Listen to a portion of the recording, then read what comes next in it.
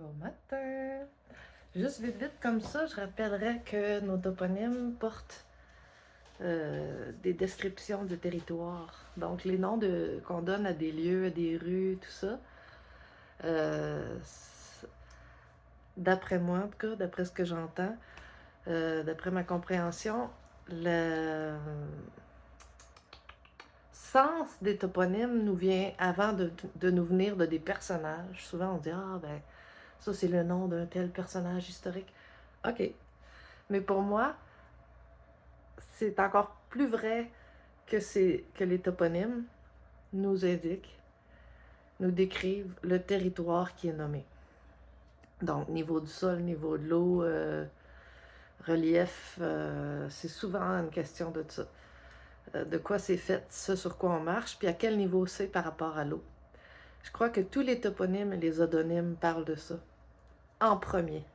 Après, peut-être qu'en plus, ça parle des personnages historiques qui ont existé, mais je crois que les personnages historiques sont souvent des façons de se rappeler. On se crée des histoires, nous les humains, avec des personnages qui nous ressemblent, pour être capable d'avoir un intérêt, puis un sens.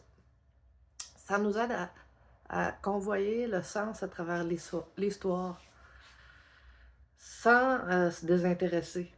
D'après moi, c'est un peu ça. Je pense pas que c'est un secret, là. Mais ce qui m'étonne, c'est qu'on n'en parle jamais de ce phénomène-là dans nos cours à l'école. À la petite école, primaire, secondaire, mais pourtant, c'est d'une évidence, parce que c'est ça. Aylmer, pour moi, ça veut dire à la mer, puis c'est toujours proche du niveau de l'eau. Ça nous indique jusqu'où l'eau va. Comme ici à Sherbrooke, la rue Aylmer, je n'ai fait une autre vidéo là-dessus. Sinon, je parle de ça parce que ce matin, j'ai vu qu'il y avait un flash flood, une inondation subite à quelque part qui s'appelle Maryland. Puis ça m'a rappelé, puis ça m'a donné envie de redire que le mot Marie, Mary, Maria, Maria, tous ces mots-là qui sont utilisés pour nommer plein d'endroits, ils nous font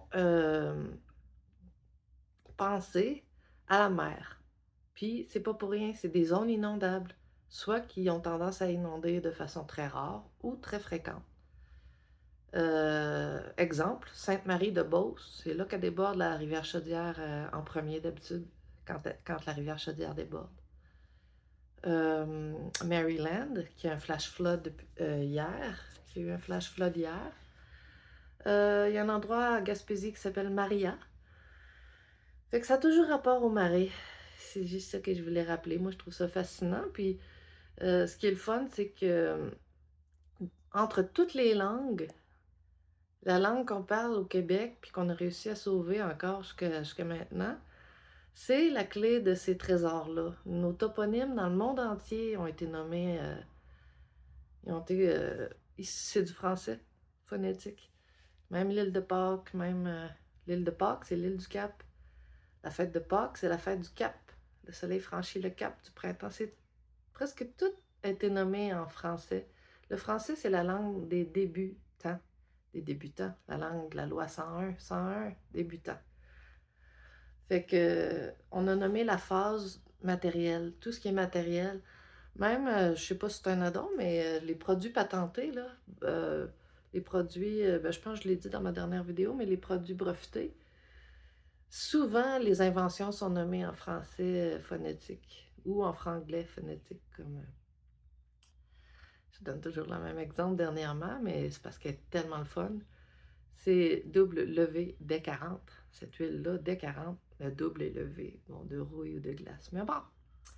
Fait que Maryland, désolé pour ceux qui ont une inondation. Mais c'est ça, je pense que si on s'attardait à cette information-là, on y réfléchirait peut-être un petit peu plus avant de s'installer dans une maison qui porte un nom qui nous indique que l'eau a tendance à monter à cet endroit-là, quoique il y a toutes sortes de philosophies de vie. Il y en a qui vivent dans le moment présent et qui se disent adviendra ce qui adviendra. C'est comme ceux qui habitent près des volcans. C'est souvent des pays, des endroits vraiment avec des climats très intéressants.